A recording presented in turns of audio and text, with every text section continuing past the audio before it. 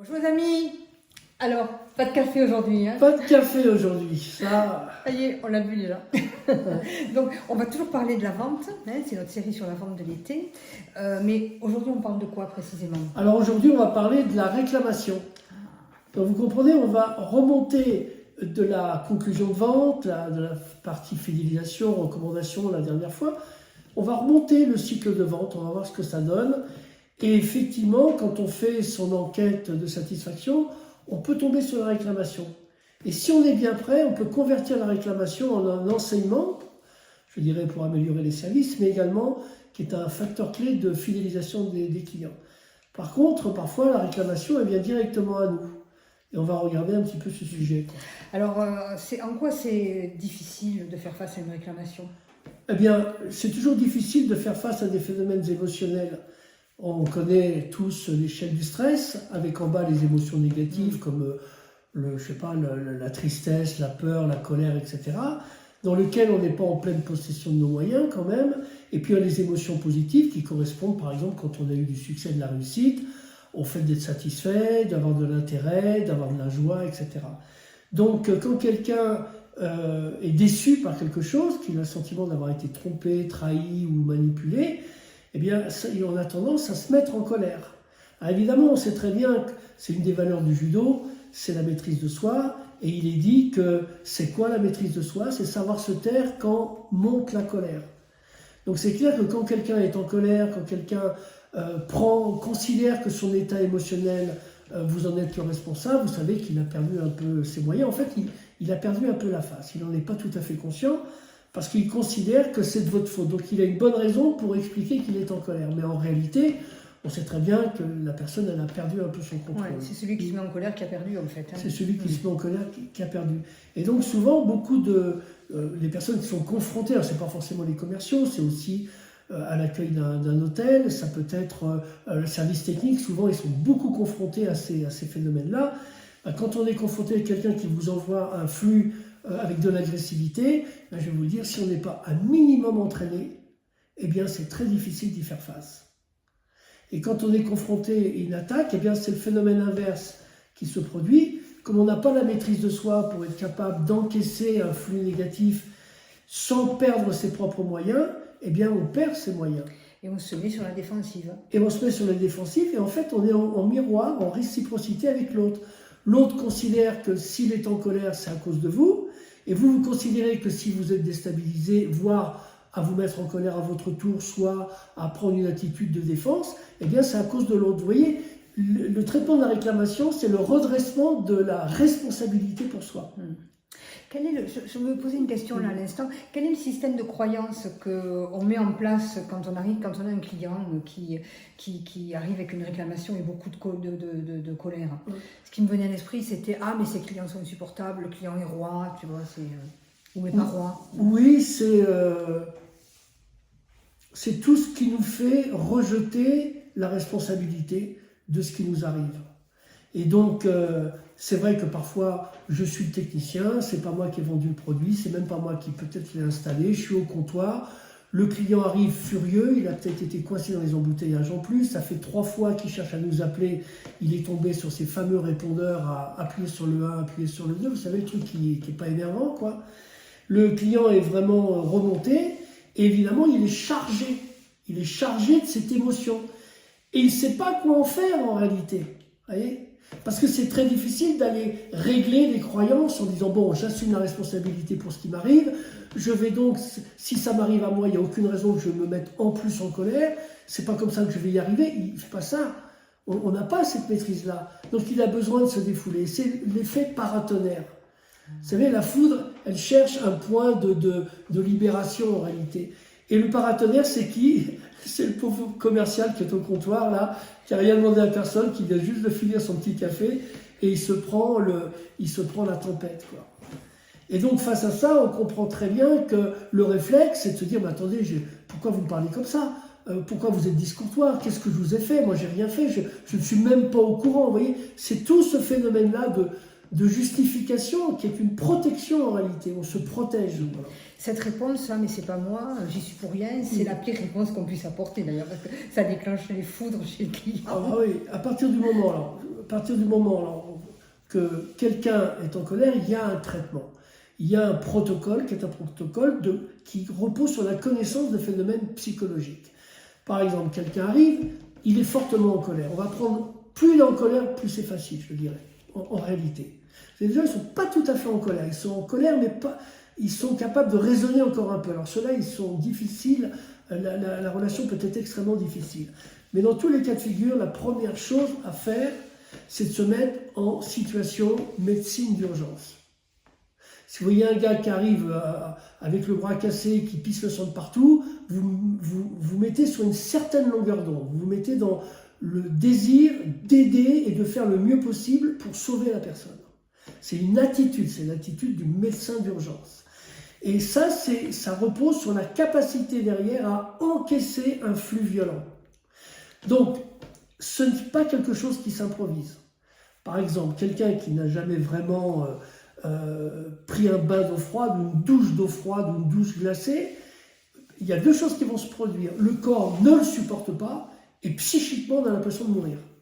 Donc vous voyez, il y a un entraînement à deux niveaux. Il y a d'abord entraîner physiquement à recevoir des mots forts, des mots crus, des mots même avec de l'agressivité, et s'entraîner à nettoyer toutes les convictions et les croyances qui s'activent quand on fait ça. Nous, je me souviens, on faisait le programme Vigie Provoque, donc on entraînait les gens qui étaient confrontés à des situations d'incivilité, on les entraînait à supporter à peu près n'importe quoi. Pas pour qu'ils soient obéissants et soumis, au contraire pour qu'ils soient forts et qu'ils gardent la pleine maîtrise de leurs moyens pour pouvoir utiliser les bonnes techniques. Voyez, et dans la bonne technique, il y a être capable de vider le sac. On dit nous, lâcher la vapeur. Et ça nous amène à la technique de la cocotte minute. Tu la connais? Oui, vas-y, j'adore ça. Tu veux la raconter? Non, vas-y. Vous avez une belle cocotte minute et vous posez la question aux gens qui sont dans la salle, comment faire exploser la cocotte? Ouais. Voyez, et donc, il y a plusieurs façons de faire. Donc, à l'évidence, c'est de boucher le petit tuyau, la soupape pour la vapeur. Et ça, c'est la chose qui va faire augmenter la tension, voyez, qui va encore rendre la chose la plus difficile. Empêcher la soupape, faire boucher la soupape, c'est empêcher la personne de parler, de s'exprimer. Exactement. Et donc, il y a également aussi mettre de l'huile sur le feu, c'est-à-dire on augmente le feu. Et ça, on l'obtient très facilement en disant à la personne, mais vous êtes sûr, vous n'êtes pas trompé, mais moi, j'ai rien à voir avec ça, mais pourquoi vous me parlez comme ça? Ça, c'est mettre le feu. Et puis, l'autre, parfois, c'est d'apporter trop vite la solution. Ça consiste à ouvrir le couvercle alors qu'on n'a pas fait échapper la vapeur. Et ça peut arriver. Hein. Vous êtes plein de bonne volonté, vous dites, ben, vous inquiétez pas, je vais faire ci. Il me dit, comment ça, je m'inquiète pas? Et là, ça monte dans les tours. Donc, la première chose à faire, c'est la soupape. C'est vraiment, et d'éteindre le feu. Éteindre le feu, c'est une attitude, l'attitude du médecin d'urgence. C'est une attitude d'une espèce de bienveillance complètement adaptée au niveau émotionnel de la personne. Vous prenez terriblement la personne au sérieux, en réalité. Et ça, c'est le réflexe inverse de ce qu'on a envie de faire. Voyez, et puis ensuite, c'est d'écouter. Le plus difficile dans cette phase-là, ça peut durer 15, 20, 30 secondes. La personne, elle a besoin de libérer cette vapeur. Et si vous l'écoutez avec une attitude grave, qui prend au sérieux, la personne va vider cette énergie. Et il y a un phénomène qu'on a testé des centaines de fois. Personne ne peut rester longtemps en colère. C'est très consommateur d'énergie. Ah, sur le plan physiologique, c'est terrible. Le cortisol, l'adrénaline, là, c'est fort. Donc le gars fait waouh. Évidemment, si vous êtes là, les bras croisés à se foutre de sa tête, ou à faire semblant de l'écouter. Ou à faire semblant. Ouais. Mais par contre, si vous êtes attitude sérieuse, professionnelle, que vous écoutez, automatiquement, il vide son sac. Et au fur et à mesure où il vide son sac, il remonte sur l'échelle du stress. Et il peut arriver très vite à quelque chose de très bizarre pour lui, c'est qu'il se rend compte qu'il était en colère. Voyez, il se rend compte que c'est pas si bien que ça. Il se rend compte que peut-être il a été désagréable avec vous alors que vous n'avez rien à voir avec le sujet. Même si vous êtes le représentant de l'entreprise et à ce titre, vous avez un devoir. Voyez. Et donc, quand il en est là, si vous lui manifestez de la compréhension et notamment de compatir un peu avec lui, voyez, du style, écoutez, je suis vraiment désolé que ça vous arrive justement à vous, voyez. Et donc à ce moment-là, on va pouvoir mettre en route un premier protocole d'accusé-réception. Et puis quand on sent qu'il commence à redevenir un petit peu analytique, on peut l'amener soit aller regarder avec lui. Si c'est dans un hôtel, il faut aller avec lui. Si c'est un objet, il faut regarder l'objet. Il faut vraiment s'occuper du problème. Voyez, et en faisant, vous l'aidez aussi à confronter le problème. Et oui. pas faire des fausses promesses, faire la promesse qu'on est capable de tenir, quoi, hein, après. Oui, c'est-à-dire qu'avant de donner la solution, avant de faire les choses, il va falloir vraiment clarifier le problème. Et vous savez quoi? Dans 50% des cas, le client se rend compte que c'est lui qui a commis l'erreur. C'est pour ça que si vous lui avez fait perdre la face quand il était en colère, vous perdez ce client à jamais. Et c'est là la bienveillance. La bienveillance, c'est de pouvoir tolérer quelqu'un qui a un comportement anormal, et pas acceptable en réalité, et de pouvoir le tolérer pour permettre à la personne de passer au travers de la colère, de remonter et de revenir capable d'échanger de l'information et de raisonner. Si vous savez faire ça, le reste, je dirais que c'est presque ça, c'est presque quelque chose d'automatique en fait. Voyez, je dirais que le plus dur, c'est cette première étape-là. Oui, parce qu'après, c'est simplement résoudre des solutions, et ça fait des situations, et ça fait partie de notre métier. Exactement. Voilà. Mais maintenant, ce que tu disais, Daniel, tu as raison. On dit à la personne, bah, écoutez, monsieur, j'ai regardé avec le service technique, effectivement, on a eu ces difficultés-là, et parce qu'on a un peu peur, etc., on lui dit, bah, écoutez, dès demain matin, vous allez avoir le produit.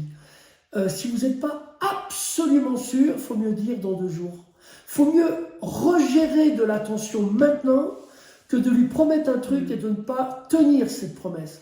Parce qu'il est trahi 2 fois de suite, et là, le niveau de confiance, il passe à « je vous laisse encore une chance » à « vous n'avez plus aucune chance de travailler avec moi ». Donc, et là, on est dans la partie négociation. Il est préférable d'annoncer, par exemple, 10, alors qu'après, le prix, ça va être 8. D'annoncer 15 jours de délai, alors que ça va être 7. Il faut toujours mieux faire plaisir après coup que de décevoir la personne. Alors j'avais noté 2 ou 3 éléments. Alors dans le cycle d'un entretien, enfin dans un cycle de vente plutôt, vous avez vendu, le client a signé le bon de commande, vous lui envoyez le matériel, ou vous l'installez, ou vous lui donnez les services et le produit, et ce n'est qu'après, quand il se rend compte que ce n'est pas ce qui est conforme ou ce qu'il attendait, et qu'il peut avoir le sentiment d'avoir été trompé, trahi, et selon son tempérament, selon son style, il va réagir différemment. Voyez.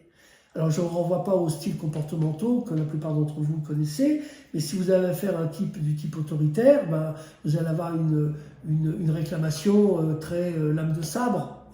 Si vous avez quelqu'un qui est plutôt un pionnier ou un médiateur, vous allez la jouer différemment, quoi. Donc, est-ce qu'on a tout vu ? Eh bien, moi je trouve qu'en fait on s'est fixé 15 minutes maximum pour ces vidéos, donc on arrive bientôt à la fin de notre temps imparti. 1 minute 14. Voilà, alors je vais prendre la parole pour terminer. Ouais. Il y a quelques semaines, on a créé un petit programme qui s'appelle « Dire les choses qui fâchent sans fâcher ». Et je viens de me rendre compte que la réclamation est inclue dans ce programme. Donc je vous mettrai le lien, vous pourrez aller regarder. Je pense qu'on y a mis des vidéos d'anthologie là-dedans. Hein, vous allez rigoler. Ouais, ça c'était drôle. Peut-être j'en publierai 1 ou 2. En fait, c'est nos toutes premières vidéos, ça devait être en 2008. Et en fait, on fait les démonstrations et donc on fait les sketchs. Voilà, ça sont des petites vidéos d'1 minute et demie. Je fais signe à Daniel que les 37 dernières minutes. Donc en fait, si on veut, il faut vraiment prendre en compte la réclamation. On devrait avoir un cahier des réclamations. Les réclamations devraient faire l'objet d'une analyse marketing régulière. Et il faut entraîner les gens face à la clientèle à garder la maîtrise d'eux-mêmes et leur donner ce petit protocole d'écouter avant de proposer quoi que ce soit. 17 secondes. Ben, je pense qu'on était bien dans les temps. Oui. Voilà, on a bien travaillé. On a bien travaillé. J'espère que c'était intéressant et on vous dit à la semaine prochaine pour probablement le traitement de la négociation, conclusion, objection. Merci de votre écoute. Bonne semaine. Ciao, ciao. Au revoir.